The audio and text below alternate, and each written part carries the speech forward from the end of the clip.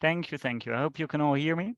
I want to suggest, first of all, we leave the PowerPoint out. I think we had a fair dose of text and PowerPoint and talk. I think our brains are tired. I'm first going to introduce myself, and then I want to continue a bit on the story that Mario had. Mario and me, we spent some time in the field, I think not even a few weeks ago, and I want to highlight some things that are specifically different for example, the coffee industry Uganda, because you simply can't compare a coffee industry with maybe another industry, but you can also not compare coffee in Uganda with Colombia or Guatemala, El Salvador, etc., etc. Okay, my name is Jacques. I'm from the Netherlands. I've been based in Uganda now for the last 10 years.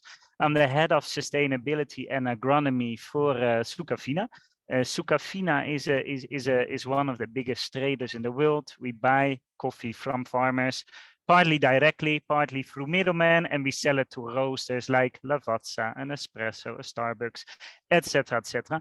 My background is agronomy, so the reason why I'm hired at a trading company where originally you would just buy coffee as cheap as possible, sell it as expensive as possible, squeezing out farmers, and I cannot say that. But now, luckily, the world in coffee is changing. We as Sukafina are mostly being hired to say, like, okay, can you be our sustainability implementers? Because we as roasters, we have made all sorts of commitments to the public, but actually we do not have feet on ground ourselves to execute some of these things. And executing some of these things could have to do with emissions, with deforestation, with human rights, etc., regenerative practices.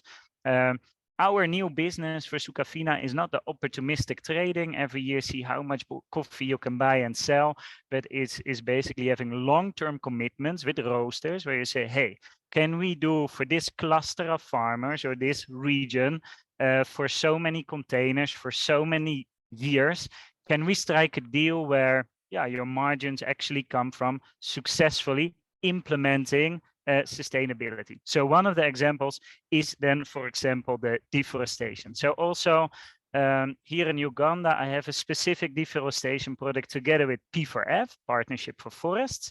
They've given us money to especially start sourcing coffee from specific areas and be more aware and train ourselves about the whole deforestation and reforestation situation.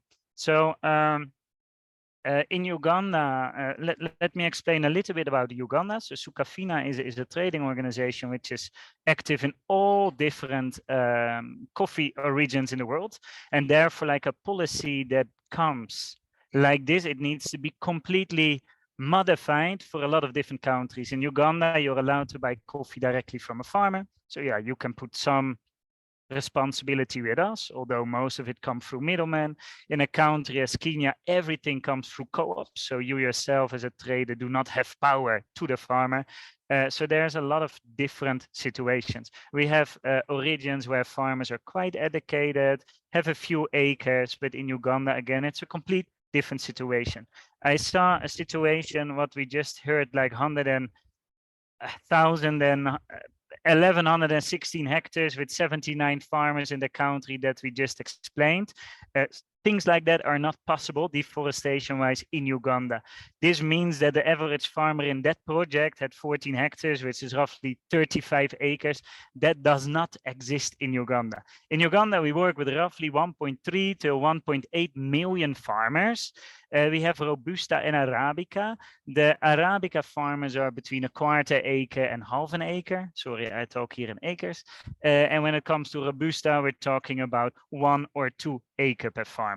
Now you can understand if you're now going to roll out a deforestation policy and you need to take polygons, you need to put someone on a boda, on a motorbike, a Yugakov motorbike with a high-end telephone which can capture all these detailed polygons, not only a GPS point.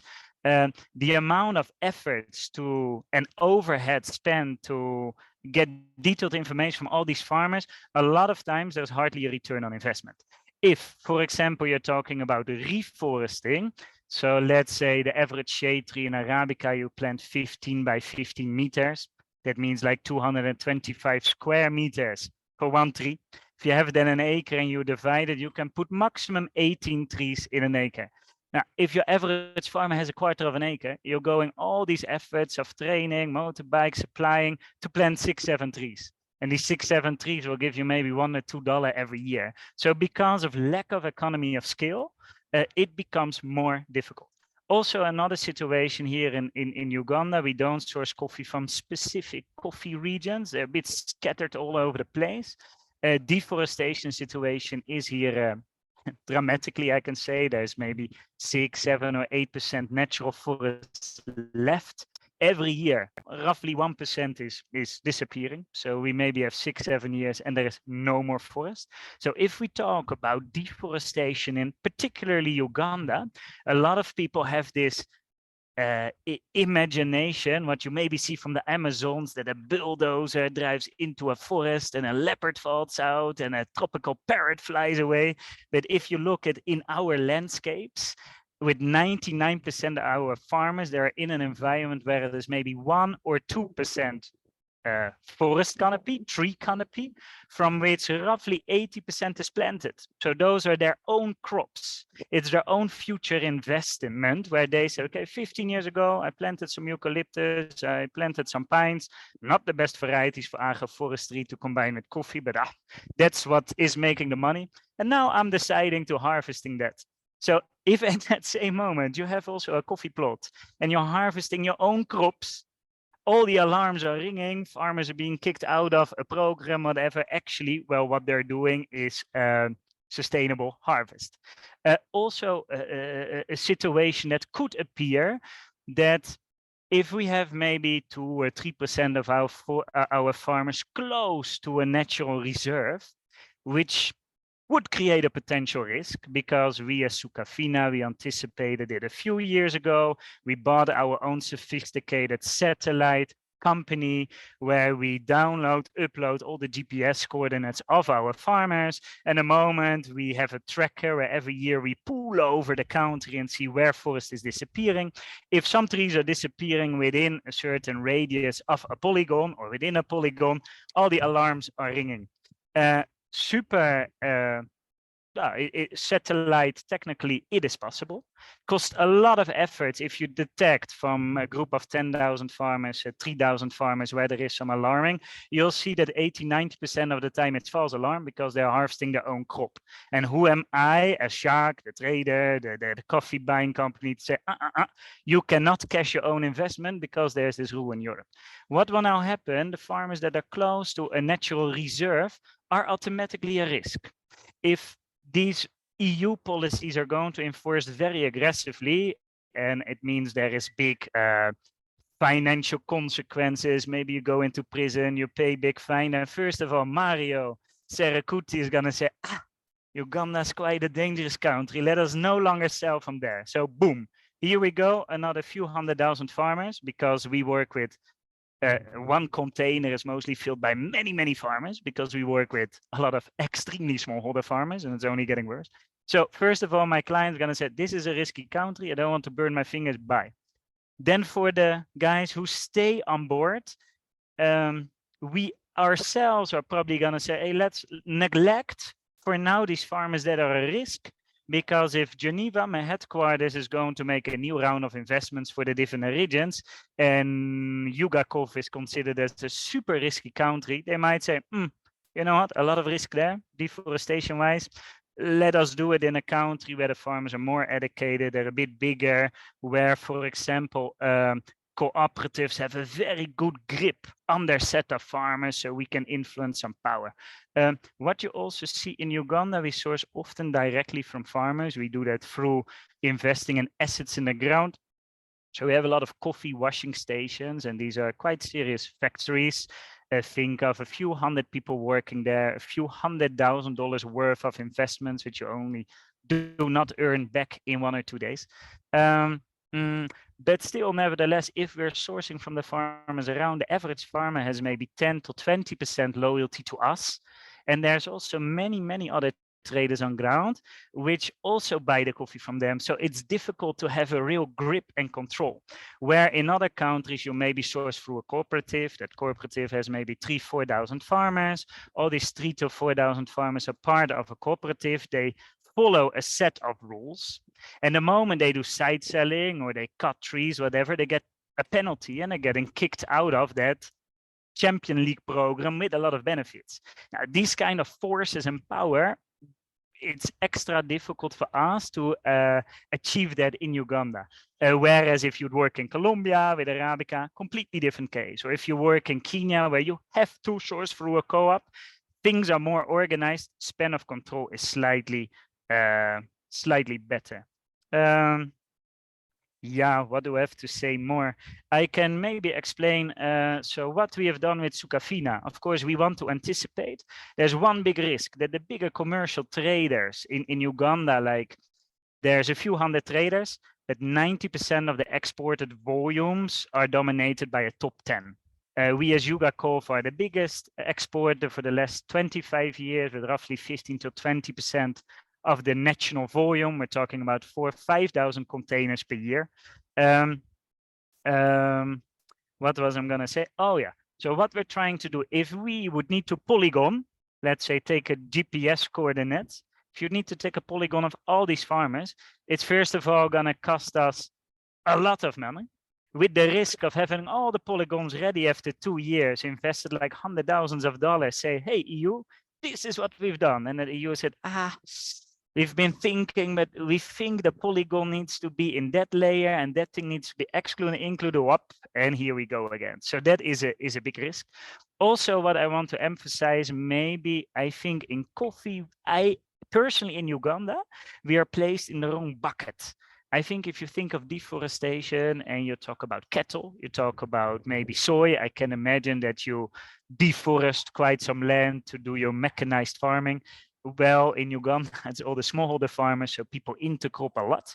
And basically what you actually see, the future of coffee in Uganda, the most economical way for us to empower a farmer, don't forget, a farmer, his success is our success. It is our trick to make that farmer more productive, more resilient, and more profitable. Because the moment we fail in that, we lose loyalty and we lose production. So our overheads go through the roof. Coffee is a product with low margin. So by increasing loyalty and productivity, you win money as a business. The other way, I think, rather than us being a cause of deforestation, because forest has disappeared already 20, 30 years, it's hardly any more the case at this moment. It's more like, how do you bring forest back? And the answer in Uganda, if you look at the variety crops, it is coffee with tea. You mostly open large pieces of land with cattle as well, with sugarcane, but with coffee. The way to keep making enough money on that half an acre, 1 acre, it is agroforestry. Think of vanilla, cacao, coffee, all these crops together that actually have synergy with coffee. So planting a base of different plants around will especially increase the quality of our coffee, but also the productivity. So right now we're actually being punished, like, hey guys, you're part of this, punished with a lot of extra headache. We need to hire a lot of extra overhead, buy companies. We're actually taking a big risk in just being upfront of the curve, anticipating, investing in data analysts, deforestation specialists, a lot of data collection, a lot of IT systems. Well, we don't even know, and the EU cannot even tell us exactly how we're going to audit our data. So every container in the future has a package of data saying, this was the situation related to deforestation. Look, we're not guilty, or look, we've even solved the case. So here on ground, quite complicated. We hope we can use the same monitoring system of how forest is disappearing to also plant forest, where you say, okay, we plant only at the polygons, at the boundaries, we plant every 10 meters. We plant every 10 meters, maybe a different plant. So things become very traceable. If 5-6 years later you do an audit, you go to that exact polygon in the system, to that polygon. You said every 10 meters I planted variety A, B, C, D. You go and check if it's still there. You reward the farmer, or you do not reward the farmer. You maybe dismiss him from the system. Yeah, I think for me, very excited that these things are happening. Very important. It is needed. It is definitely needed. But I really think legislation needs to be checked on ground. And it was very nice with Mario last week when we were here, or last month, that we hosted an EU delegation who already made the rules without asking our feedback, without asking our ideas. Come on ground. First day we had a stakeholder meeting with governments, farmers, traders, middlemen. Now, and it was not a super party. The vibe was not super positive. Then the other day we took them in the field to show like, hey guys, deforestation. Look, there's no trees left. What do you think we can do, and how do we anticipate? The other day we spent in our factory till deep in the night discussing. Okay, how are we going to solve this? How are we going to invest this? And what is the power of, for example, Mario paying us a premium for a kilo of coffee? And how we can convert that into actually planting trees and restoring or solving one of the problem, and what is realistic and what not. So my key message is the deforestation regulations. Absolutely agree. It is a must. It is needed. But I also think it needs a lot of fine tuning per crop, but also on country level. And I think that's the message I would like to give. And hereby I'm stopping my